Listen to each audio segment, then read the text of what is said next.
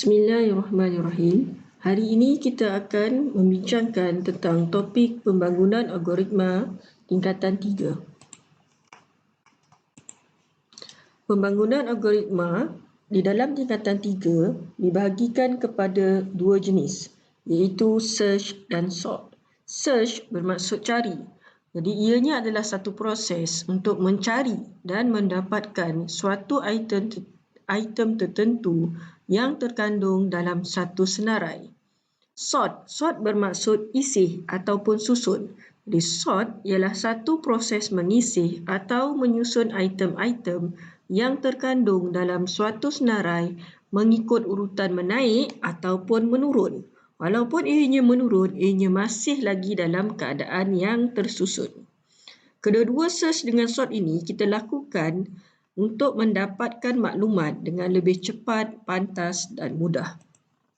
Okay, baiklah, sebelum kita pergi lebih lanjut, kita refresh kembali, imbas kembali tentang apa itu algoritma. Algoritma adalah satu siri langkah atau tindakan yang jelas yang perlu dilaksanakan untuk menghasilkan output yang dikehendaki. Dalam bidang komputer, pengatur cara tu dia nak bina satu atur cara, sebenarnya dia memerlukan algoritma. Algoritma itu perlu dibangunkan terlebih dahulu. Okay, so kita panggil ianya adalah dalam proses pembangunan algoritma. Pembangunan algoritma ini pula merupakan satu teknik pengitlakan yang melibatkan pembinaan langkah-langkah penyelesaian masalah. Mengapa pembangunan algoritma ini ialah satu teknik pengitlakan? Okay. Jadi kita ingat dulu semasa kita belajar di tingkatan 1, apa itu teknik pengitlakan atau generalization. Teknik pengitlakan melibatkan pembinaan model bagi menyelesaikan masalah yang diselesaikan. Model itu pula boleh dalam bentuk formula, teknik, peraturan, langkah-langkah bagi menyelesaikan masalah. Kerana itulah kita katakan pembangunan algoritma ini melibatkan teknik pengitlakan. Okey? Okay, baiklah, kita pergi kepada jenis yang pertama dalam tajuk pembangunan algoritma, iaitu search. Okay, apa ciri-ciri search? Cikgu akan mulakan daripada jam pukul 12 di sini. Okay, search memerlukan satu senarai atau dipanggil sebagai list di dalam Python. Okay. Search boleh digunakan pada senarai yang telah diisih atau belum diisih. Dalam senarai itu tak kisahlah ianya telah diisih ke atau belum diisih dalam senarai itu. Contoh senarai nombor di dalam senarai itu boleh jadi telah diisih atau belum diisih. Tapi kita nak search ada atau tidak nombor tersebut dalam senarai itu. Proses search ini boleh menghasilkan output ataupun tidak. Sebab kita tak pasti, kita nak cari ada atau tidak item. Setiap satu senarai itu cikgu akan mulakan dengan panggilan item. Setiap satu isi kandungan dalam senarai itu cikgu akan panggil sebagai item. Okay. Boleh digunakan untuk senarai pendek atau panjang. Okay. Proses akan tamat apabila item carian dijumpai atau apabila carian telah disemak hingga item terakhir. Kalau dah jumpa, tamat. Kalau sampai ke penghujung senarai itu, tak ada juga pun tamat juga. Tapi outputnya adalah item tiada dalam senarai. Okay, so search ni akan melibatkan penggunaan gelong kerana ianya akan berulang-ulang. Okay. So gelong yang akan kita guna ialah for atau while ataupun kedua-duanya. Okay. Satu lagi ciri-ciri search ialah dia akan mencari item yang dikehendaki di dalam senarai. Okay. Search yang akan kita pelajari dalam tingkatan 3 terdapat dua, iaitu linear search dan binary search. Okay. Kita lihat untuk kali ini tentang linear search. Okay. Linear search adalah algoritma yang paling mudah, tetapi ianya memerlukan semakan pada setiap item. Dia akan mula daripada item yang pertama sehingga habis item tersebut. Sehingga habis item tersebut di dalam senarai. Kalau dah jumpa di pertengahan, dia akan stop lah. Tapi dia akan semak satu persatu. Bermula daripada item yang pertama. Okay, jadi oleh sebab itu, linear search ni tidak efisien apabila senarai mempunyai item yang banyak. Kerana dia akan semak satu persatu. Teknik carian untuk mendapatkan item yang dikehendaki dalam satu senarai linear. Okay. Bagaimana proses carian item menggunakan linear search? So, cikgu dah beritahu tadi, ia akan dimulakan dengan item pertama. Kemudian kita akan banding item pertama dengan item yang kita kehendaki. Jika item yang pertama itu sama dengan item yang kita kehendaki, jumpa atau tidak?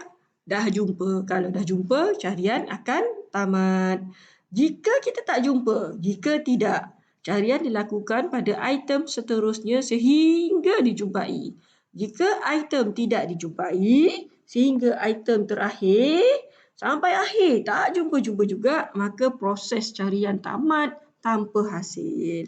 Jadi dia akan keluarkan output item carian tidak ditemui dalam senarai. Okey, baiklah, kita akan lihat video ini. Okey, di sini ada satu senarai yang terdiri daripada nombor 3, 8, 2, 5, 6, 7, 4, 1. Okey, kemudian kita katakan kita nak cari item 7. Okey, kita nak cari item 7. So, kita akan mulakan daripada item yang pertama. Adakah 3 tu sama dengan item yang kita cari 7? Tidak. So, dia akan semak kepada item yang seterusnya. Item yang seterusnya ialah 8. 8. Adakah ianya sama dengan item yang dicari? Tidak. Maka kita akan pergi ke item yang seterusnya, iaitu 2. 2. Adakah ianya sama dengan item yang dicari? Tidak. So, dia akan pergi kepada item yang seterusnya. 5. 5. Adakah ianya item yang kita cari? Tidak. Maka dia akan pergi ke item yang seterusnya. 6.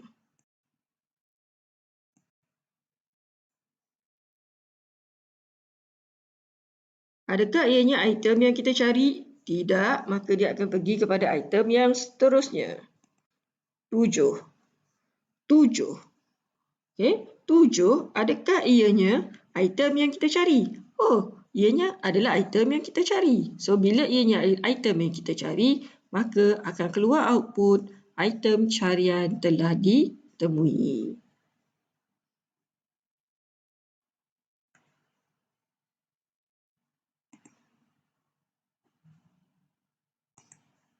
Baiklah, kita akan lihat pula pseudocode bagi linear search. Okey. So, di sebelah kiri ini adalah pseudocode, di sebelah kanan ini adalah penerangan berkaitan dengan pseudocode linear search. Mula, okey, mula proses dimulakan, setkan senarai L. Di sini kita akan gunakan beberapa pemboleh ubah, iaitu L, I, N dan T. L ini adalah list, L-I-S-T, list. List ialah senarai. I ialah index. Okay. N ialah number of item. Apa maksud number of item? Bilangan item. Okay. N ialah number. Number untuk apa? Bilangan untuk apa? Bilangan untuk item tu ada berapa? Berapa jumlah bilangan item tersebut? T adalah target. Target ialah item, nilai item yang hendak dicari. Kita nak carilah target, our target, sasaran kita nak cari apa? T, target. Okay, so nombor 1 mula, nombor 2 setkan senarai L, seterusnya isytiharkan pemboleh ubah I, N dan T. So, dalam pseudocode linear search, kita kena ingat ada pemboleh ubah yang kita kena tahu, iaitu L, I, N, T, linked. L, I, N, T, linked. Okay, kemudian kita setkan N. Okay, setiap pemboleh ubah ini kita perlu beri nilai awalnya. So, L ni kita dah set. Sekarang kita setkan pula untuk N. N ialah bilangan item yang dikehendaki kita set lah. Kita kena kira berapa nanti dalam item dalam senarai L ni, kemudian kita akan setkan pada pseudocode baris yang keempat. Kemudian kita setkan nilai I sama dengan kosong. Kenapa kosong? Sebab I ini apa tadi? I ini adalah index. Bila index, dalam satu senarai, indeks yang pertama dimulakan dengan kosong. Itu kita kena ingat, sentiasa kita kena ingat dalam satu senarai, indeks yang pertama itu dimulakan dengan kosong. Okay? Kemudian kita masukkan nilai carian T. T adalah target. So kita masukkan nilai carian T. So cikgu sekarang sudah sampai pada baris yang ke-6, masukkan nilai carian T iaitu target, nilai item yang hendak dicari.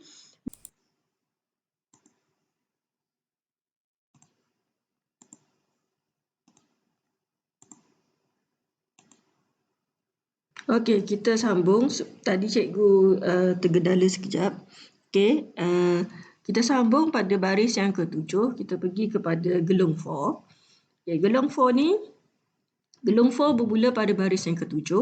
Okay, kalau kita lihat penerangan di sini, selagi item tidak ditemui. So dekat sini, kita lihat selagi ini adalah for selagi I itu tidak sama dengan N. I tidak sama dengan N maksudnya bilangan indeks tu kurang daripada bilangan item dalam senarai. So dekat sini I ni oleh kerana dia mula dengan kosong, kalau bilangan item tu ada 10, so memanglah indeksnya nanti dia akan berakhir dengan 9. Jadi dia akan bergelung sini sampailah pengakhiran item itu jika item itu sampai hujung lah ataupun item tu tidak ditemui. So I kurang daripada N. Okay, jika Li sama atau tidak dengan T. Okay, cikgu baca ini dengan ungkapan sama ataupun tidak. Kerana tanda dua sama ini menunjukkan perbandingan. Dia hendak membandingkan adakah Li. Li maknanya list pada item tu. Okay, keduduk item tu dalam list tu item tu berada di mana. Okay, so Li ni maknanya item, isi kandungan di dalam list tu. Okay. Adakah item itu, Li ni kita katakan item itu sama atau tidak dengan T. Okay. Jika ianya sama, so kalau sama apa jadi? Mestilah item itu ada dalam senarai. So langkah ke langkah 9 tamat. Tapi jika tidak, so dekat sini, jika tidak, dia akan naikkan nilai I. I ini adalah seperti pembilang. Okay? Dia akan naik 1. So, indeks tu akan naik 1. Mula-mula indeks tu kosong. Kosong tambah 1 jadi 1. So, naik 1 kat atas ni. Naik sampai nanti berapa. Okay? Kemudian, selagi mana Li itu tidak, jika ada dia akan dapat paparkan item ada dalam senarai, jika tidak dia akan naikkan lagi I. Okey, habislah gelung ini. Okey, apabila I itu sama dengan N. Okey, bila dia sama dengan N, bila dia dah sama tu maknanya dia dah jadi dekat ujung senarai tu. Bila dia dah sama dan dia sama, bila dah sampai hujung tak jumpa, so dia akan buat papa item tiada dalam senarai. Tamat. Okey, itu saja untuk pseudocode linear search. Okey, seterusnya kita akan lihat, ini adalah pengulangan yang tadi. L adalah list, I index, N number of item, T ialah target. Okey, sekarang kita lihat pula satu persatu. Kita nak guna satu teknik yang pernah kita pelajari dulu, iaitu teknik semakan meja. Supaya kita dapat lihat sebenarnya bagaimanakah proses pencarian itu dilakukan dengan menggunakan algoritma yang ini. Okey, mula. Pada baris 1 mula, jadi setiap pemboleh ubah ni tidak mempunyai apa-apa nilai. So cikgu dah letak sini, pemboleh ubah yang cikgu letak sini, cikgu nampak ada N, L, T, I. Kemudian cikgu dah tengok ada syarat kat sini. Syaratnya adalah selagi mana I itu kurang daripada N. So lepas tu apa lagi syarat dia? Dia nak semak sama ada item tu sama atau tidak dengan target. So ini perbandingan. Okay, nak tengok adakah item itu sama ataupun tidak dengan target. Kemudian output dia apa? Sama ada item ada dalam senarai ataupun item tiada dalam senarai. Baiklah, kita mulakan. Mula. Pada baris kedua kita setkan L ini. Bila kita nak setkan, kita akan letakkan semua item di dalam ni. So, L tu apa tadi? L itu adalah list. So, masukkan semua. Okay, dekat sini kalau kita perhatikan L0, L1, L2, I itu adalah inilah